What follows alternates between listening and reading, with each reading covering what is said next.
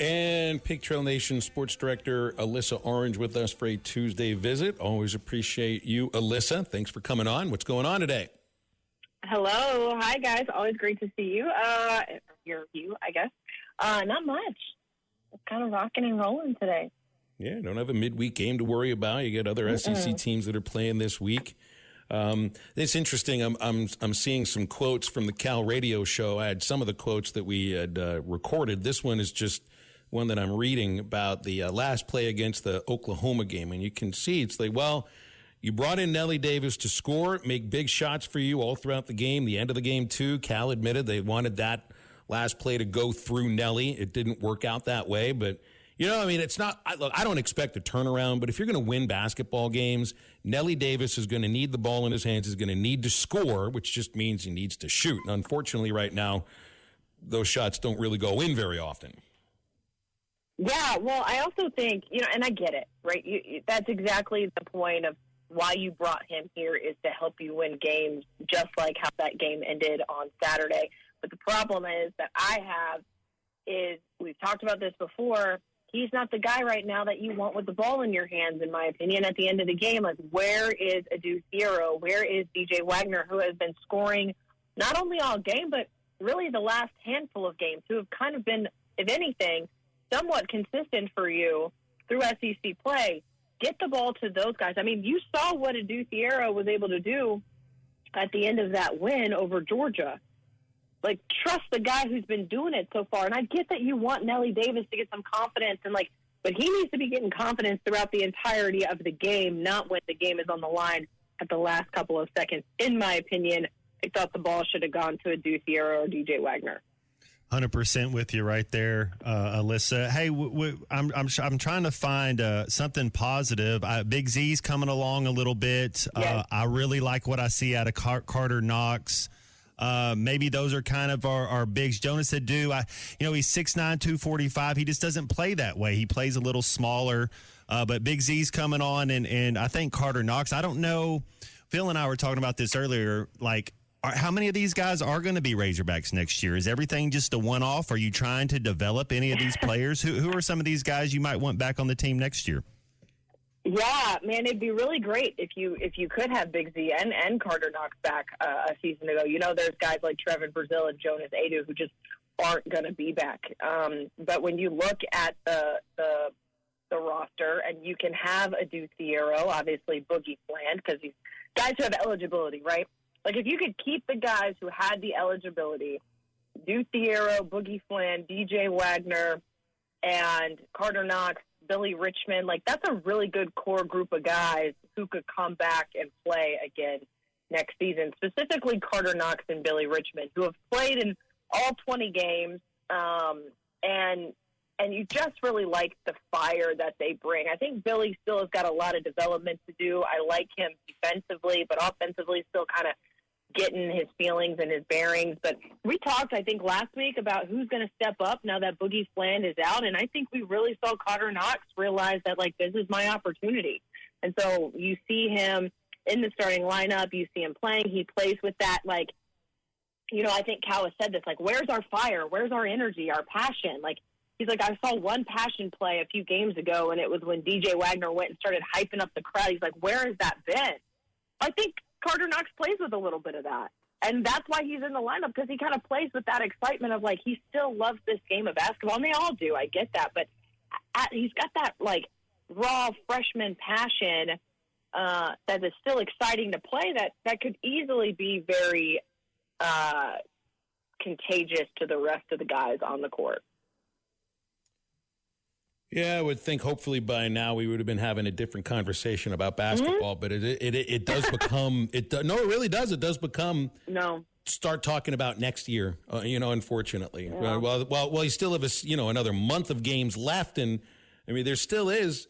You're saying there's a chance. I don't know how small it is, but I'm sure it's small that a team could go on a run and make an NCAA tournament. But I think if we're realistic about things, this is not the team to be able to do that. There have been some shocking things happen in the world of sports. That would be one of them. Yeah, I don't see it either. I think you guys are right. I think this team season ends in Nashville. unless they go on some kind of tournament run at the SEC tournament and win the whole thing, which would be insane. But I think you guys are right. I mean, and I hate to be that person, but you also have to say, okay, I mean, you can't just keep sitting here, shooting for the stars at this point in time when just, there's really not a whole lot of pathways that get you to a postseason. Well, something in postseason, we got the Super Bowl coming up. I know we're going to get to talk to you next week as well. But, I mean, that AFC Championship game, what a game. Man. Same thing in the NFC. What were your thoughts over this weekend, those two games? And who is your favorite to win the Super Bowl? Yeah, I think we were talking about last week, and I said, obviously, I hate the Bills as much as I do. And y'all should have seen my face when I pulled into my house on Sunday afternoon, and my son, Finn, goes, "Hey, Mom, what time is that Bills-Chiefs game?" And I was like, "Oh, I think it's at 5." He goes, "Okay, I'm rooting for the Bills. Go Bills," and gets out of the car. And I just sat there in shock. Like, what? I'm failing as a parent. All that to be said, I really wanted Buffalo to win that game because I just want something new and something different. And I really wanted Washington to win that game because I grew up an hour and a half from D.C., and my mom was born and raised a Washington fan, but that didn't happen. So I would like to see Jalen Hurts win a ring. No Chiefs fatigue or anything. It's kind of funny, too, when the way you can pass along the passion you have for your team. Sometimes it can be a little difficult to pass along the hatred you have for other teams, So I feel like I've done that with my daughter. She gets on the Browns, she gets on the Ravens. So you just, Nice. He just needs a few more years of reasons to hate them. Right. Yeah, no, he doesn't quite understand, and it doesn't really help Mom that they're so good right now. And, Josh Allen is fun to watch. And Tua Tagovailoa seems to be hurt all the time. It's a hard sell at the moment. And then on top of it, we live in Chiefs country, and all his buddies at school love the Chiefs. And, yeah, it's a tough life. It's a tough life. But, I think we're going to be fly, Eagle fly for the Super Bowl on Sunday here in a couple weeks. So let's get into baseball and the softball team here for a moment. Now, admittedly, I haven't checked on preseason softball polls or anything, but I do expect that Courtney's team is going to be highly ranked coming in. Obviously, baseball already is highly ranked. Baseball America put them, I think, 4th in their preseason poll. The thing that's difficult, and you try to do this with basketball, and I think sometimes it's tough to do this, is to see through the hype, to try to figure out what concerns for the team will be. We know the hype, so what could be the thing that holds a team back from reaching where these writers, and when the coaches poll comes out too, coaches feel that they can get to. And for me, and I don't know if we brought this up last week, I think an important aspect of something that has to happen is that some of the returners, we focus so much on transfer portal, returners have to pop. As good as Veheva Aloy was last year, he's got to be better. He's got to be better in the field. He's got to be more. He's got to make more contact, drive more runs in. Same with Souza. Same with Helfrich. These are the ones that knows what it's like to be a Razorback. They're the ones fans have already connected with. They're also incredibly talented. It's not a concern of mine. It's just if this team is going to get where like Baseball America thinks they can get, these guys have to pop. Yeah. The name you forgot is Kendall Diggs. I mean, I don't think there's anyone who doesn't not only want but needs to have a big season than Kendall Diggs. And I kind of talked about this yesterday on our show that the top 5 productive bats in their lineup from a season ago are gone. And so you've got to look at Veheva Aloy and Kendall Diggs and Nolan Souza and get, obviously Ryder Helfrich, who's going to be much more of a starter this season than he was last year, some opportunities and get those bats going. And so that's what I'm really, again, not a concern, just a question mark. We sat down with Nate Thompson last week, and I asked him about this team, and he said, we have power, which they love power. They love hitting home runs. Who doesn't? But he does think that they're going to have a little bit more of a speed ball. They're going to be playing a little bit more small ball, use their speed on the base pass to be able to kind of generate some offense and get some runs and do things maybe we haven't seen Arkansas teams do a ton of in the past, looking at, bunting, some small ball maybe, Phil. But what is this offense really going to look like? because you do have some weapons and you have some flexibility to mix things up a little bit. And with Nate Thompson not being on third base, down at the third baseline anymore in the coach's box and being right beside DVH, like how much does that change offensively in the dynamic when they're talking about things, the signs, talking to batters right there in the batter's box instead of being all the way down at the third baseline? I'm really curious to see exactly how much that changes the offense and the offensive approach this year for the baseball team. You know, and with baseball, it almost feels just like a foregone conclusion that you're going to be really good in the regular season. You know, you may win a division title. Well, we don't do divisions anymore in the SEC, but you'll be near the top of the standings, if not right at the top. But to so many fans, you know, that's all nice and good, and I think they enjoy it, but it's all what happens in June.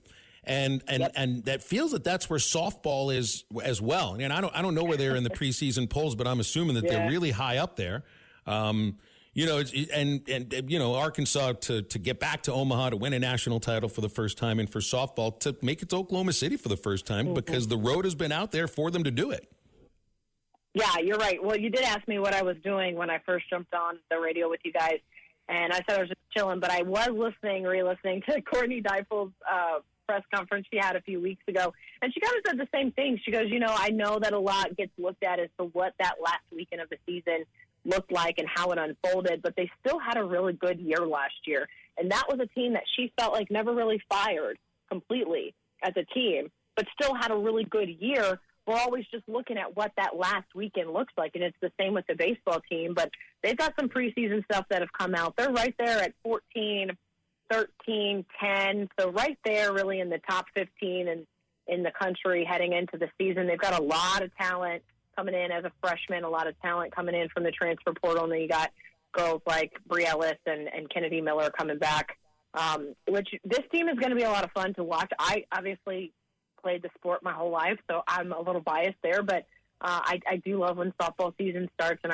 I love going out to those games because they're fun, but it's all about, I think, you know, when you look at the baseball team, when we just talked about their offense, what's going to happen in the circle. You have Robin Herron back this year for this softball team, but she really wasn't a consistent face like we were so used to seeing with a Shanice Delph or a Mary Haff or a, you know, Autumn Storm. Like, they need that one pitcher that feels like can win games day in and day out instead of a pitch by committee, which I felt like last season was. So that's my biggest question with this softball team. Like, what do these pitchers look like in the circle? When's the last time you took some swings in the cages? Oh, man. Gosh, honestly, it might have been years ago when we did a piece trying to hit off Shanice. It's been a while. I should get back out there, though. We need to get you up to Bubba's baseball facility. He's got softball, too, and everything. He's got everything you need. Yeah.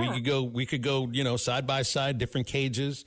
I'll bet you hit the ball farther and harder than I do. I'll bet that's the case. Well, you just got to make sure you do some stretching beforehand, Alyssa, because I'll vouch for it. The back and the side muscles, if you're not used to it, it hurts a bit. Yeah, it does. You forget that those muscles exist if you don't use them after a while. You know, now that you've said this on the radio, now that it is actually out there in the universe, I'm going to make sure I'm going to hold you to it. We're going to get with Bubba. We're going to find a day to go over there. I'm all for it. You put me in those cages there, there's no way that I'm not going to take some swings, even if I'm just doing the show there for a place to do it. All right? All right, we'll figure that out, Alyssa. Maybe we'll do it live on the radio, too, because everybody just loves listening to people take batting practice. So that's right. Orange no better sound, in my opinion. BetOnline is the world's most trusted betting platform and your number one source for online betting in 2025. Whether you're a seasoned fan or a first-time bettor, BetOnline is your ultimate game day companion. With the largest selection of odds on everything from football to NBA, college basketball to NHL and UFC, BetOnline is your number one sports betting source for the new year. From every touchdown to three-pointer and hat trick, BetOnline has you covered with odds, stats, and more for every game, every play, and every win. BetOnline, the game starts here.